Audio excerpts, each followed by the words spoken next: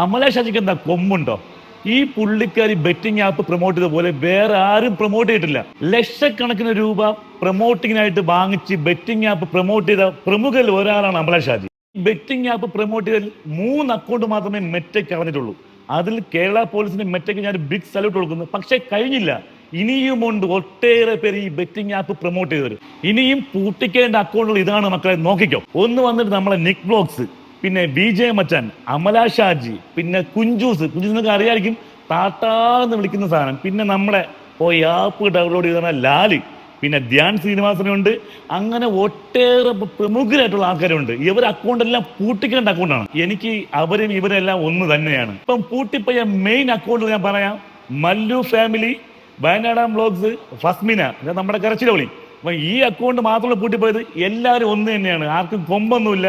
ഈ പറഞ്ഞ മെയിൻ അക്കൗണ്ടും ഫാൻസുകളുള്ള അവരുടെ അക്കൗണ്ടും പോകണം.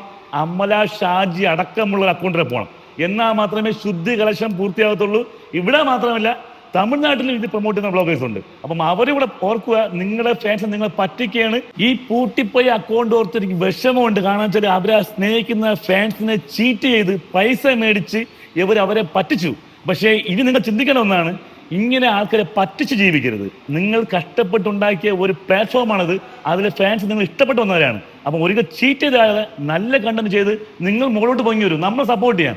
നല്ല കണ്ടന്റ് ചെയ്ത് ആൾക്ക് സപ്പോർട്ട് ചെയ്യാൻ ഉണ്ടാവും. ഇതിലെ ആൾക്കാർ തേക്കുന്നവർ കാണിക്കല്ലേ. ഞാൻ ഈ വീഡിയോ ചെയ്യത്തില്ലായിരുന്നു. കാരണം എന്ന് വെച്ചാൽ മെറ്റയും കേരള പോലീസും ഇവരെ ഇൻസ്റ്റാഗ്രാം പേജ് എടുത്ത് കളഞ്ഞ ശേഷം ഇവർ വാട്സാപ്പ് വഴിയും ടെലഗ്രാം വഴിയും ഇവർ വീണ്ടും പ്രൊമോട്ട് ചെയ്യുന്നുണ്ട്. പൈസയോടുള്ള ആർത്തി കേട്ടോ. ഈ ആർത്തി നിർത്തിയില്ലെങ്കിൽ നീ വീണ്ടും ഓട്ടോ പഠിക്കാൻ വേണ്ടി പോകും, നീ വീണ്ടും കൂലി പഠിക്കും.